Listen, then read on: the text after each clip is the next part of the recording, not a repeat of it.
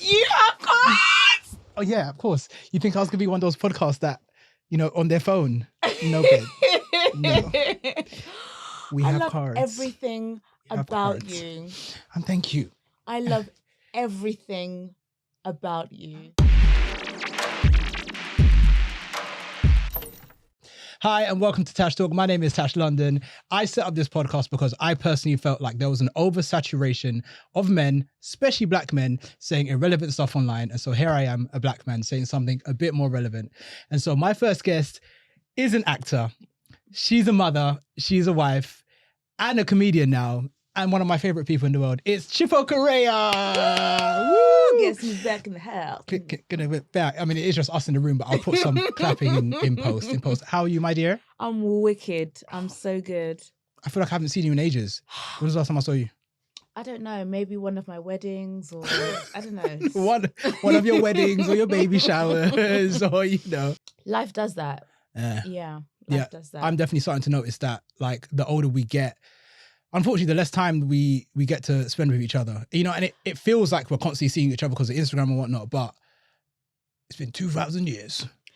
Yeah, I think we didn't appreciate what it meant when we were at school and training and sort of like being in the same place every day by force or by fire. Like all of that time that we spent was so vital to like holding on to and cementing our relationships that we can be here all these years later and just even desire to pull towards each other. Facts. But it's tough because life continues on and for some reason we end up splintering off into a million different directions. Yeah, in the best way possible though, in my opinion. And like it only dawned on me when I was kind of like collating all my information for this.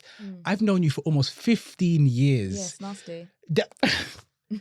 I thought I was 15 yesterday. Yeah, I am 15. It's only now that I'm like looking back and reflecting like, oh my gosh, so much has changed, not only personally, but then like as far as our relationship is concerned, as far as relationships we've had with people who we trained with, you as an individual, again, you're a mother, you're a wife, you're a comedian now. Yeah, I decided that recently. What was life like before I met you? Because the person that I met back in 2010, it's still who you are now. But when you really understand the long lineage of stardom that comes from your family, your brother Quay, your sister Shingy, it's you. Like, what was it like growing up before I met you? It's wild because I have felt for the longest time like a side character. Yeah, it's really wild because my sister's been famous my whole life. Yeah. Essentially. And my sisters are twins and they're older than me. And one of the other ones, like African princess #2, like she's a model when I was growing up. And because of the age gap between us, like, because there's like a decade nearly between us. Really? At the point that I'm 10 and my sister's 20 and she's already sort of like a superstar, all I know is that that's what's available, attainable, and real. So in my household, dreams weren't dreams. Dreams were just something you do. Oh. It was normal to achieve your dreams. Like, do you reckon that's a good thing? I think it is actually, because there are so many people that I meet now when I tell them, oh, I'm an actor, and their jaw drops. And I'm like, you can do it if you train. Yeah. So many people live in a world where to dream is something that is just for others. Whereas I exist in a world where dreaming is a way of life. It's a reality. Like we live our dreams in my household. The possibility of you being a side character to me is like, huh?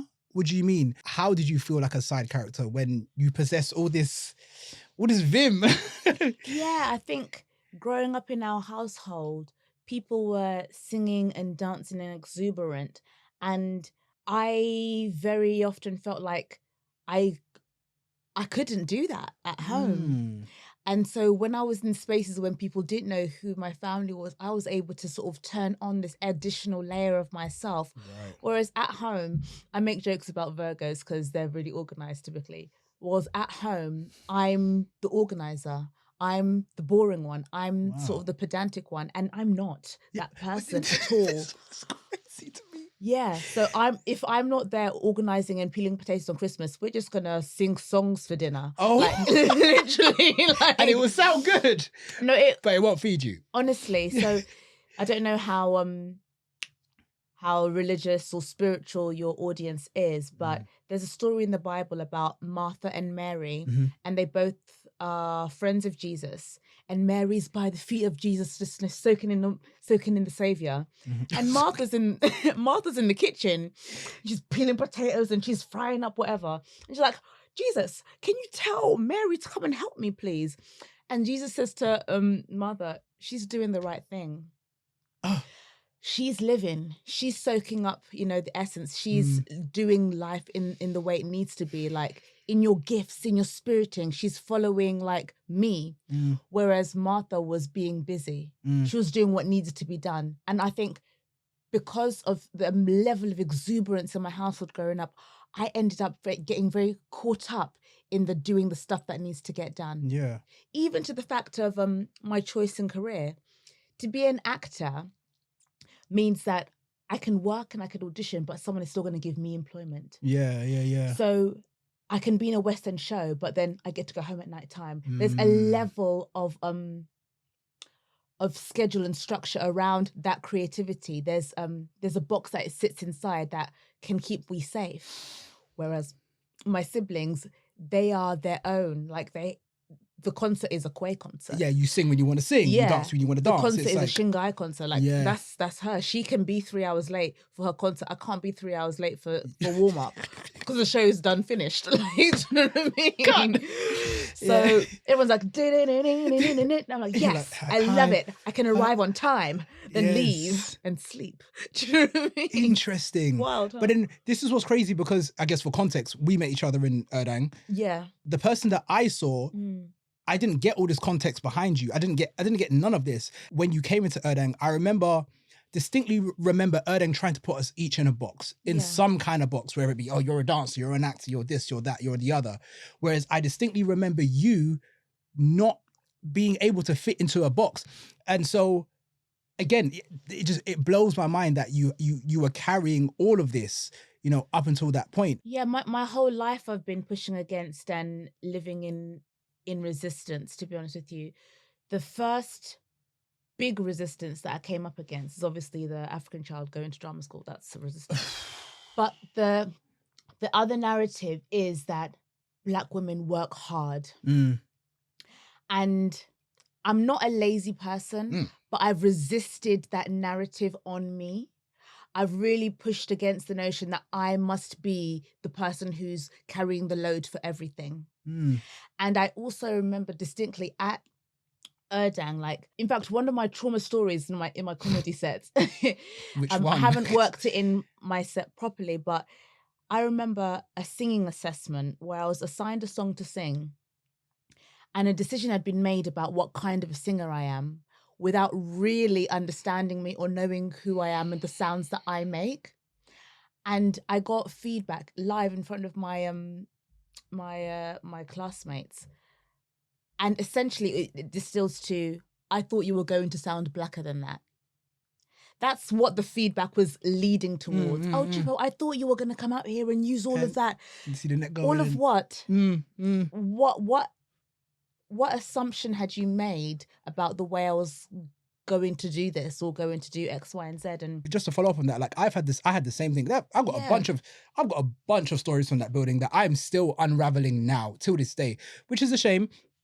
I will say, disclaimer, those 3 years that we spent training were probably the best and worst 3 years of my life. yeah. Because best in the sense that I met people like you. It made me the person that I never would have been able to become without it. It was almost like going to the army for performers. Yeah. You come out with PTSD, but you come out stronger. Yeah. So it's like, what do you take with you into your 30s? What do you leave behind, Did you ever think through all those trials and tribulations that you would then go on after Erdang to have the success that you've had? I expected more. Really? Yes. Really? Yeah. Let's go on. I mean, I'm still waiting for this BAFTA, if Yeah. I'm going to be honest with you. There's a dress, like, I'm giving it housewife life. where I live in the Shires. She's in the Shires. The Shires. And there's a shop and it's got this red dress and it's got fur all across.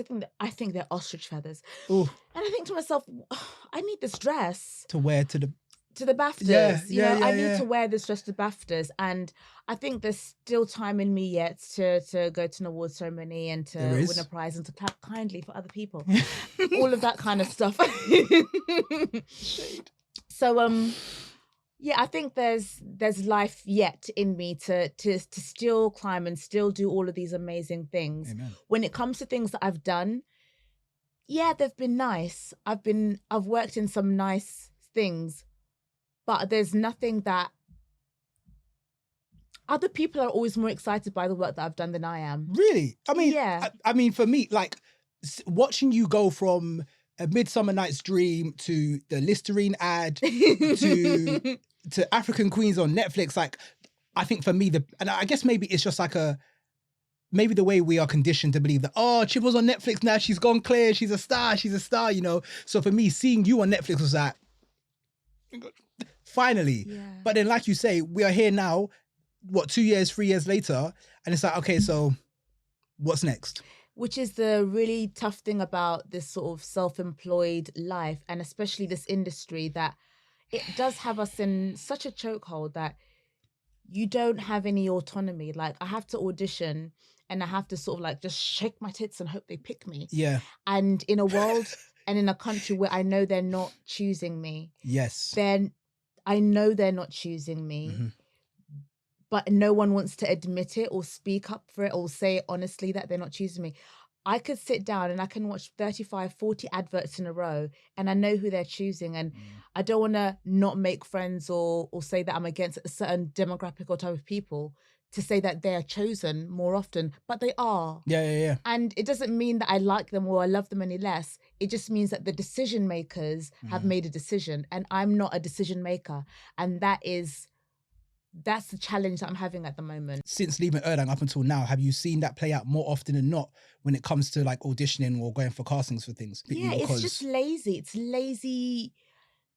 It's lazy casting. It's lazy decisions by people. Like I'm always like Young Buck, the new one in the cop show, or sort of lesbian holding a gun with the short hair because because lesbians have short hair. Yeah, that's what we do. Yeah, they're just lazy stereotypes. And of course I've gone for a child soldier. Of course I've done the slave campaigns. You think those people, they're models. Do you know what I mean? Like it's just embarrassing. And the thing that always gets asked, oh, why didn't you write?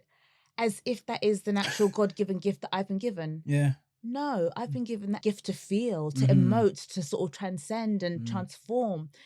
That's what I want to do. I don't want to sort of force myself into a box of writing. So you can fit in. So that I can have a character that I can play. That's really not fair. And yet that's what I've ended up having to do through my stand-up work. Yeah. I think the biggest challenge is that we exist in careers that don't have any clear linear trajectory. And I think when your counterparts, like I've got friends who did biomed or they went to become, work in social housing or work in this or work in accountancy. Yeah. They have earned more money as the years have gone by. Yes. They have been able to build lives for themselves. And yet 1 year I can earn £6,000 the whole entire year. Yes. And then the next year I'm earning twice that or 3 times that or 4 times that. And it's hard to build a life around that because you're just on edge the whole time. You don't feel safe. Yeah. That's why in this country in particular, it's such an ageist industry because it's only when you're young in your sort of early 20s that you can afford to play that kind of game, that you can afford those kind of gambles. But you get older and older and you think, as a human being, I deserve respect. Yeah. And I don't think this industry affords us respect unless you are a gatekeeper. So I remember you mentioned living in the Shires now. You live in the Shires, but you grew up in Kent, right? Yes, I was born in South London, Safari. Where in South? I was born in Lewisham Hospital. Yeah. And so when did you move to Kent? Moved to Kent when I was like 13. Okay, so predominantly in South up until that point. Yeah. So when you moved to Kent, did you feel that shift in being in somewhere that's I mean, I don't know what Lewisham was like around that time, like predominantly black, I'm assuming, or to then go into Kent where it's like far and Yeah. few. Did you feel that shift? Was there a shift at all? My upbringing was very, very colourful anyway. Ooh, So because I was born here in the UK, but then I moved to Malawi when I was like 6 months, like very young, and then came back when I was 18 months. So my first language was Chichewa, which my mum doesn't speak because my mum's from Zimbabwe, not Malawi. But gotcha.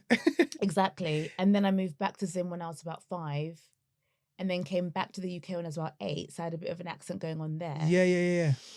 And then I stayed until at least 21. So there was like a strong stint before going back to Zim again. And it was between sort of 8 and 21 that I lived in South London and then moved down into Kent.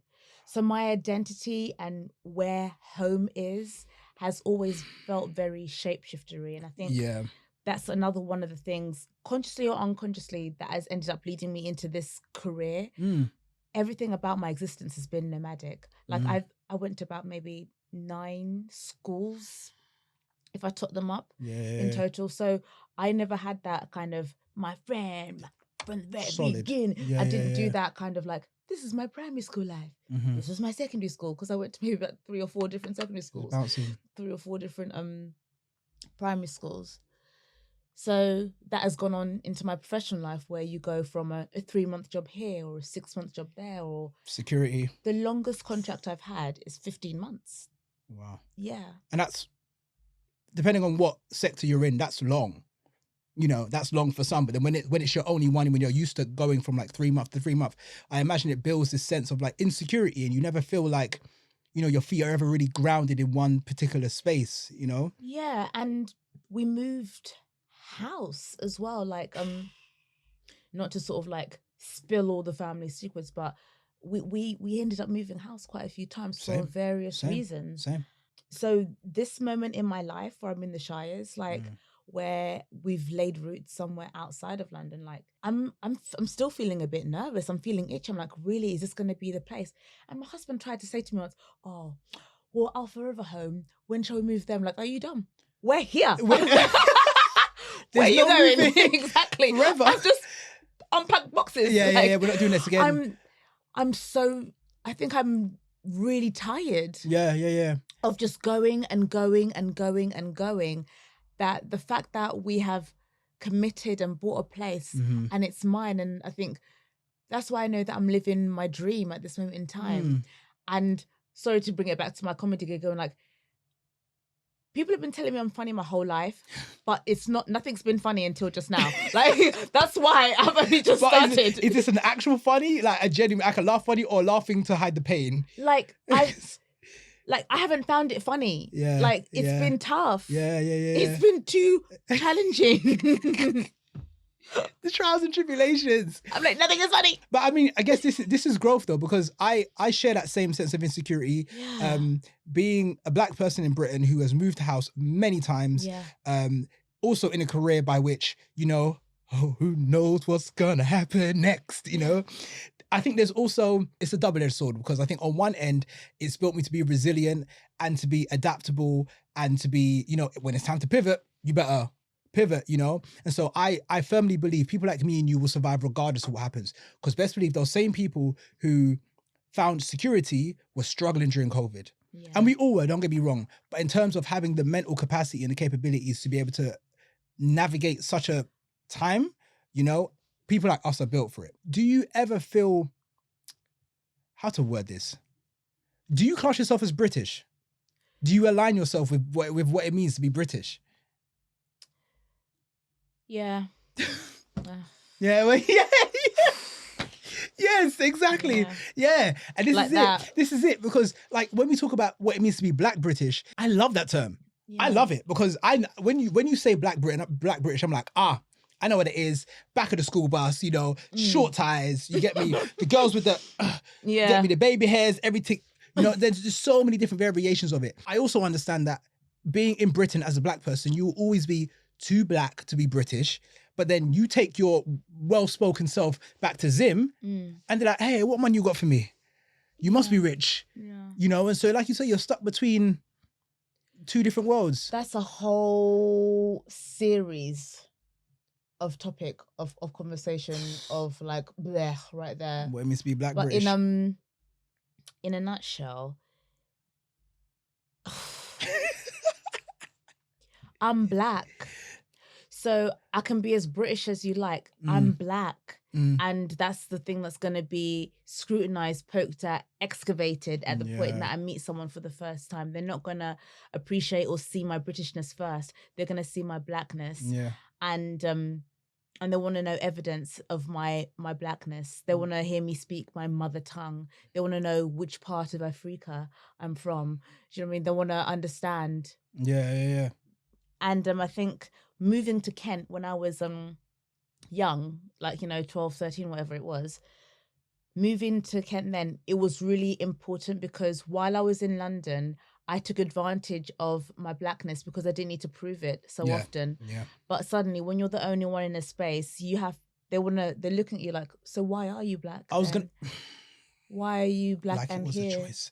I was gonna say, was it literally just you? Did you have any Black neighbors? No, it wasn't neighbours. Well, yeah, because no. there's land, there's no neighbors. There was no neighbours. It was me. Fuck. And my brother was the only one in the entire primary school. Oof. And he was, 5, 6 years younger than me. So it was really tough. And he's older now. And sometimes he'll tell me a story about things that happened in primary school. I'm like, what? That happened? He's like, yeah. But at the time, you can't talk about it. Yeah. You can't compartmentalize. And also, your mum and your daddy are working and things like that. Who's got time to really listen to you? Beyond listening, what? And then what? Yeah, so you've heard, but... yeah. Okay. The thing that gags me every time is how surprised white people are at racism in this country. And it's just that's the thing that's the most boring. I'll be honest with you. That was the reason why I broke up with one of my exes. And I guess we can probably dive into like interracial relationships because we are both in interracial relationships. But one of my exes said something regarding the Tottenham riots, or was it 2020? It couldn't have been that long ago or that short ago. Either way, he was talking about, I think that the phrase that he said was that rioting is the lowest form of communication. Essentially referring to why is it that as Black people, when you've been, you've been done wrong, you go and mash up the same places that you're living in, the same environments that you need essentially building up. Firstly, there was a switch moment for me. I was like, oh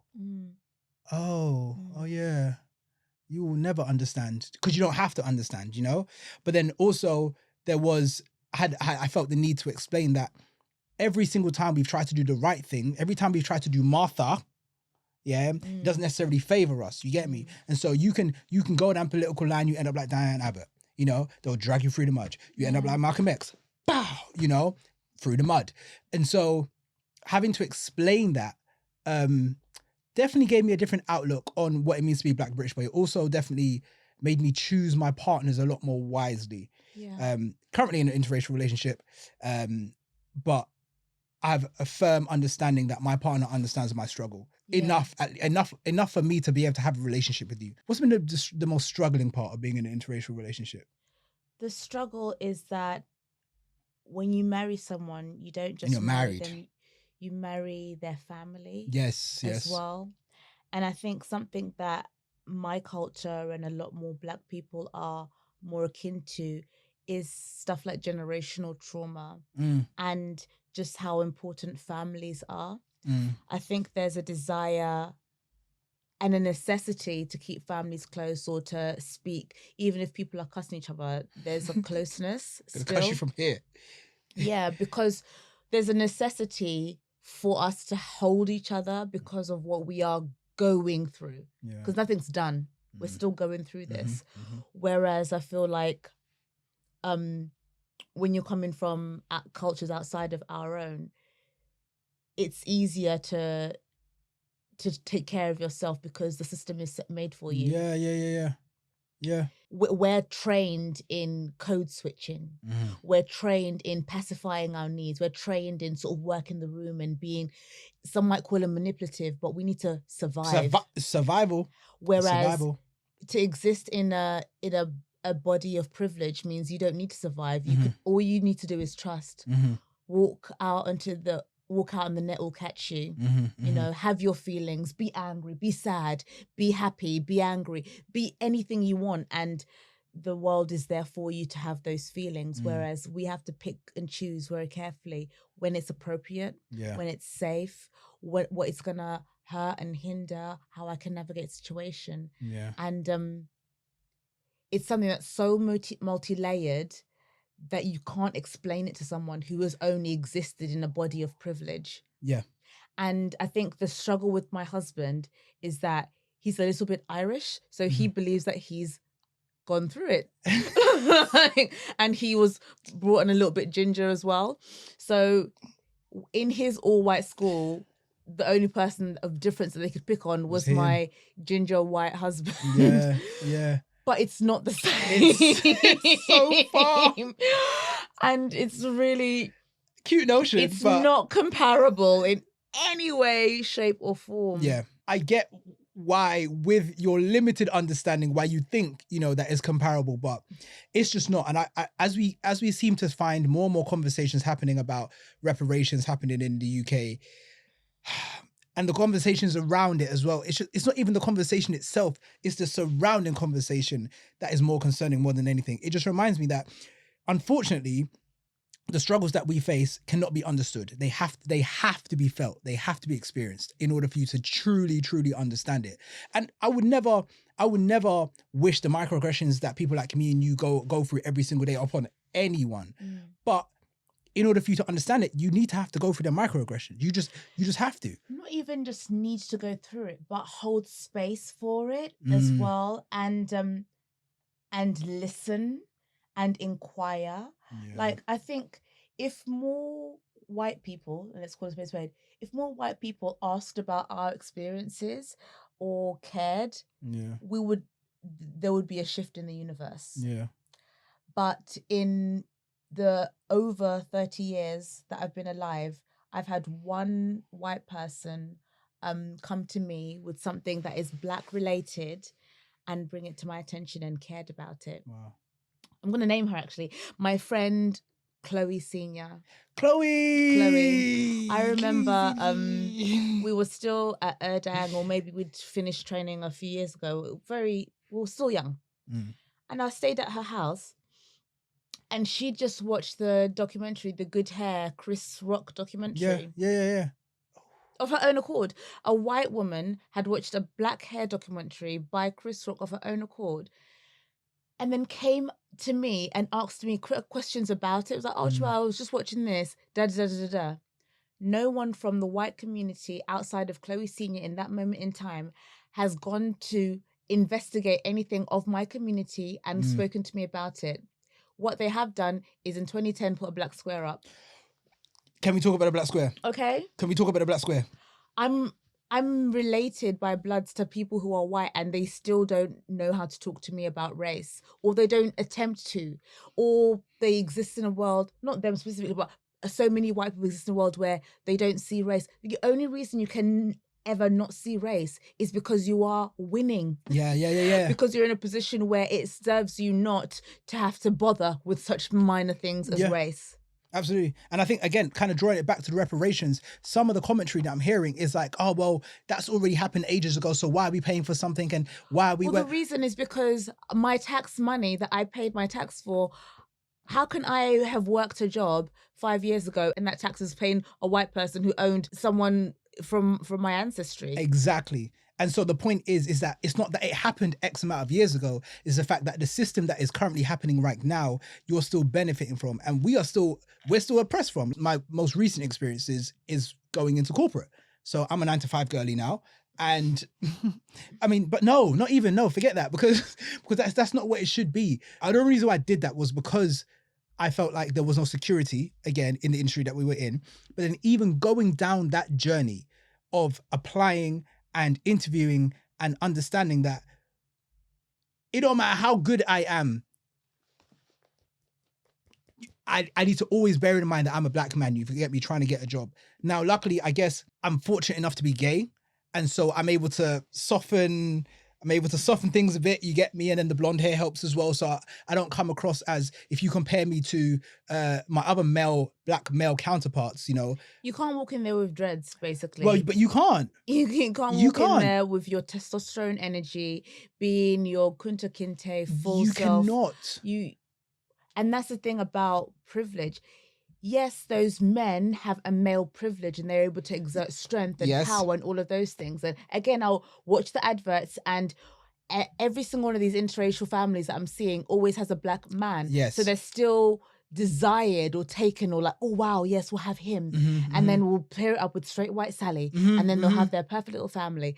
And they always seem to disappear, black women from the narrative. Yes. So there is a privilege that exists in even the fact that they can exert strength in that way. Yeah. But they're not going to be able to exist in that world currently. And it's just embarrassing to exist in a world where you believe that all those things are of the past. Yeah. It's stupid. What do you think the solution is? There isn't a solution.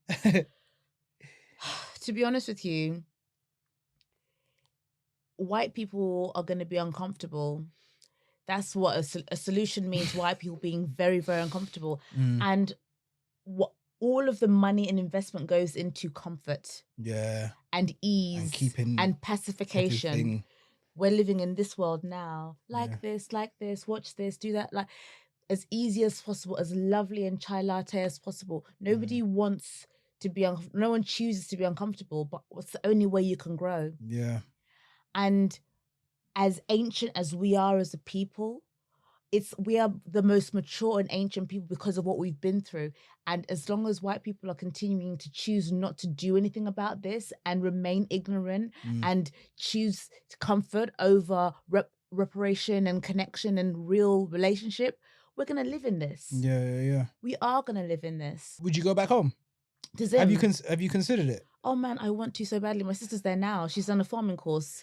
Yeah, I would go back home. I think I need to crystallize what that looks like. Yeah. At the moment, I really do need to crystallize what that looks like. Because this country is not it. Because it's not. You're right. This country not currently anyway. Not where it is right now. Like we are in the trenches. We are in the weeds. We are in the ghetto. We are slumdog.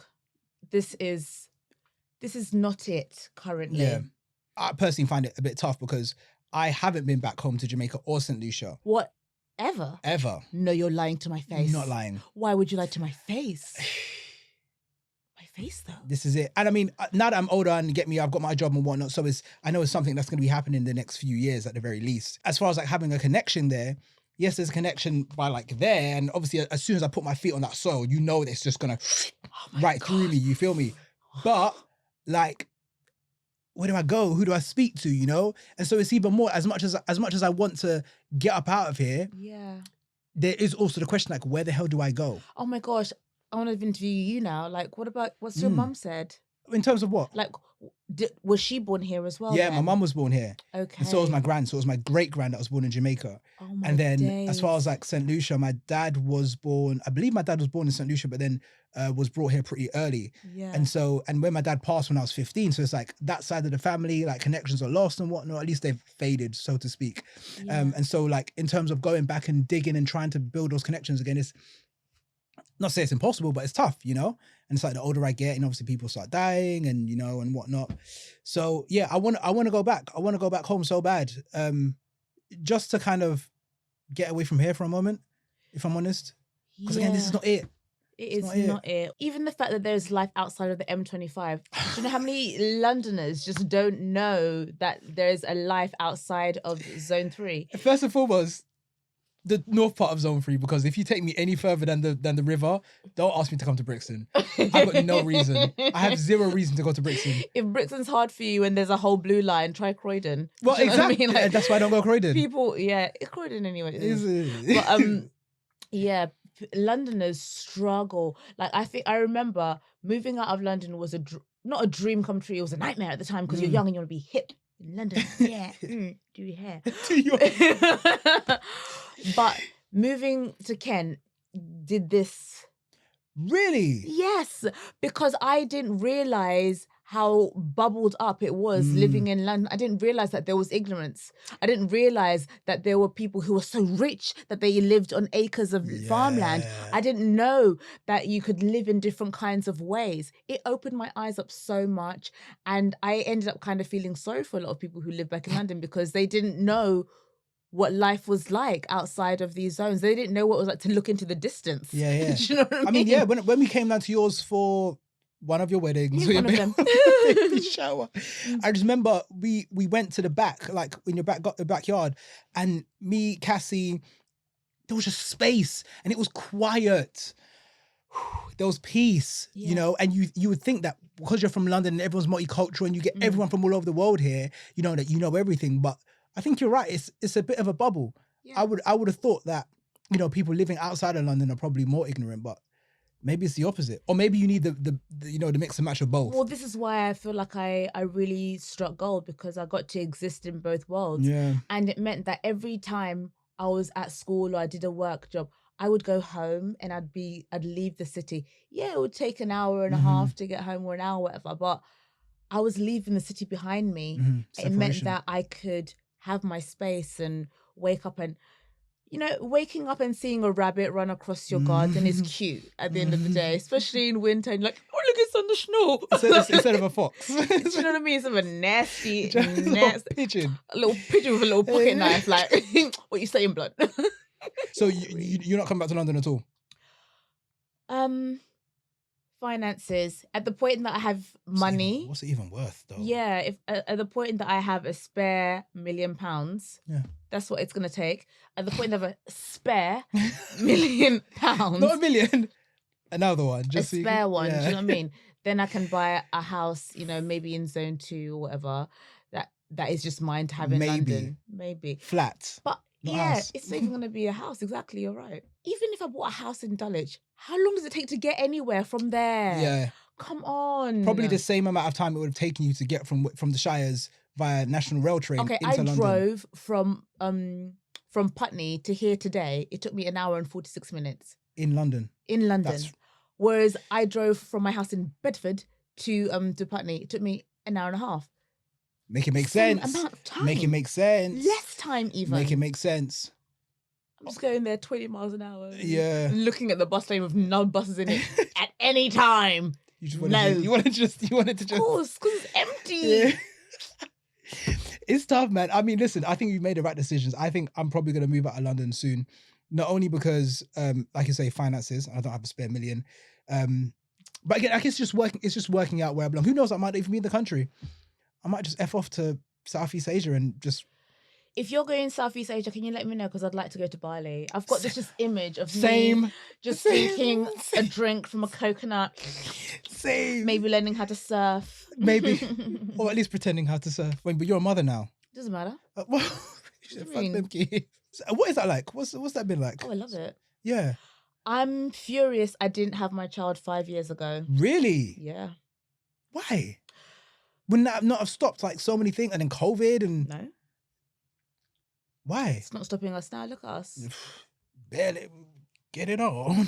Look at us. We're talking right now. I think we've been scaremongered by a generation of people who didn't know how to exert their boundaries. And they projected a lot of their anxieties, fears, stresses, oppressions onto us. And it's made a lot of people not make the best decision of their life. To have a child. Yeah.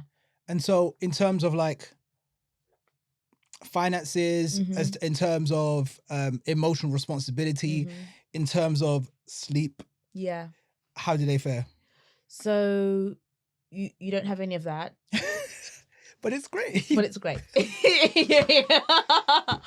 No, honestly, Sure. it is. Sure. It's wild. It's wild. Like, you realize it crystallizes your thoughts. I know you're already a Virgo, so you're kind of pretty on it, but sometimes it kind of helps you realize why we're doing this. Yeah. What this is all for, because you're just trying to survive by yourself, and then what? Yeah. But once you've got a child, you're like, hold on a minute. Popos. This child came from me and my husband. Mm-hmm. My husband came from his family and their family.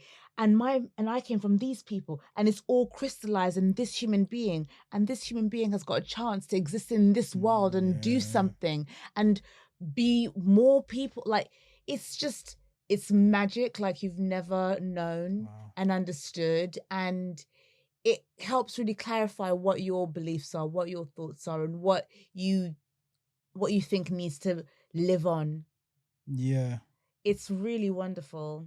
I mean, I got the blessing of seeing that secondhand with my niece. Yeah. And kind of like semi-raising her. No, it's not the same. It's not I've the got same. 5 nephews. But this is it, because it's like, yeah. for me, it's like it's a part-time thing. Even it's a 0-hour contract, okay? Yeah. Like, I can pick it up when I want, but to be able to go through those, I mean, it's not all roses, we know that. Yeah. But to be able to have that 24/7 and to really experience that for what it is, I think you're right. I think it is magic. But I also think, because obviously me and my partners discuss like having kids and whatnot. And he wants to have kids within the next like 5 years. Same here. Absolutely. Before I'm 35, ideally, I want to have kids. But then there's also the financial aspect and like all this, are we ready financially?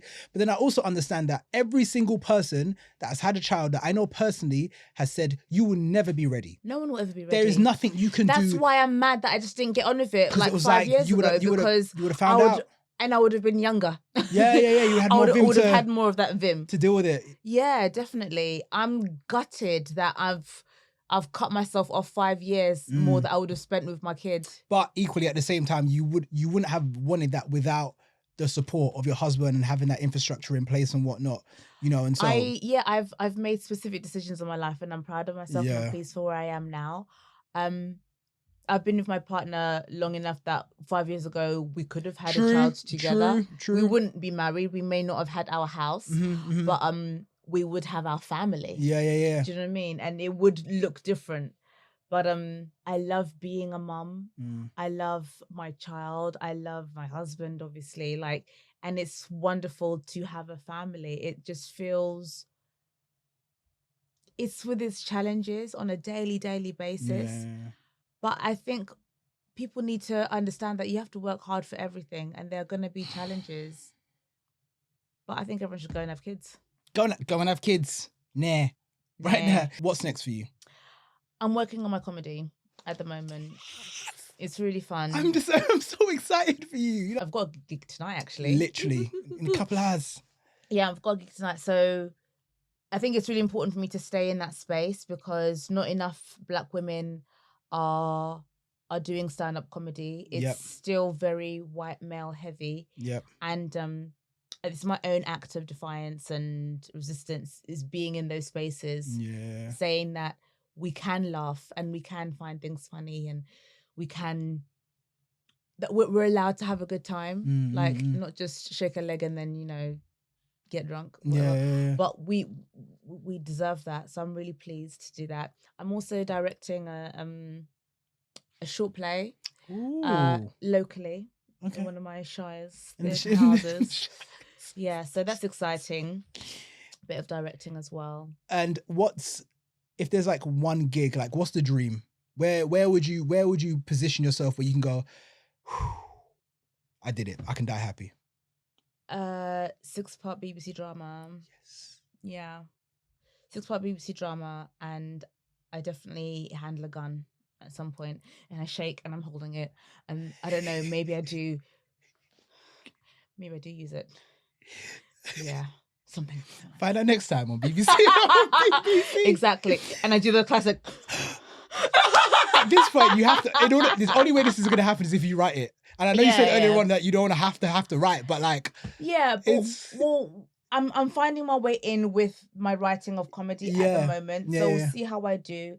I think the comedy writing at the moment is a way of just distilling my perspective. And I think for so long, where I'm an actor, I've told other people's stories. Facts. And I've like really embodied and felt things to the nth degree that I've not allowed myself to probably feel in my own life. Now I'm finally saying my stuff. Yeah. And I'm just trying to be funny with it. Yeah. So So I'm going to get to a point where maybe I can string that into a narrative that can make sense and Yes. end up being a 6-part series or whatever. I have zero doubts. I interviewed Sophie Duca, Mm. I think about last year or maybe a year and a half ago. And yeah, she said something similar about it being predominantly white male space, you know, and having to try and, you know, work your way through that. But even if you didn't tell me all of this, I have zero doubts in you regardless, you feel me? Yeah. And so I can talk to you forever, Chips. I honestly Yeah. can, but you have a gig to go to. I do. But before you go, I have one question. Yeah. I have one question. If there is one thing you want the world to know about you, what would it be? If you can go to the highest mountain and scream something from the top, what do you want the world to know? Oh my God. If I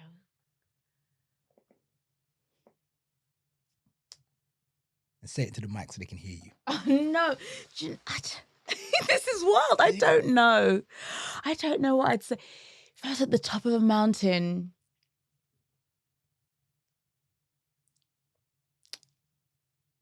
I'm good. I'm so good. I'm so good. Yeah. And I feel emotional kind of saying that. Like, I am good.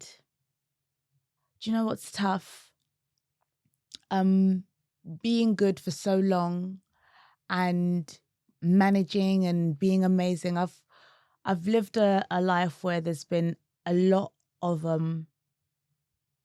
people believe in me and people think I can do it. And sometimes I can't. And sometimes I'd really love some help. I'd love some support. And all I get is, well done. But no one really says, can I help you? Or how are you? And if I get to the top of a mountain and I can say I'm good, that's wonderful. It'd be so nice to be with my friends. It'd be so nice to be with company, with people around me. Yeah. So thank you for holding the space with me. Girl. I love you. Oh, I think you're wonderful. Why are you doing that young people thing? It's very, very annoying. I told you I was 15. You are not. Chipo, thank you. I know, I just so love much. it. We're going to spend too much time. So Shall we much. do it like this? Yeah. Thank you so much for joining me. We did this. And good luck with your gig as well, because I know you're going to kill it. She's married. She's a mother. She's amazing. It's Chipo. Fucking hell. What is it? Just forget about it. Just forget about it. How do they do? Forget it's it. not this though. That's the thing. Because you old. Is that it? Oh, you guys are you got shit. it. You got it. What shit youth.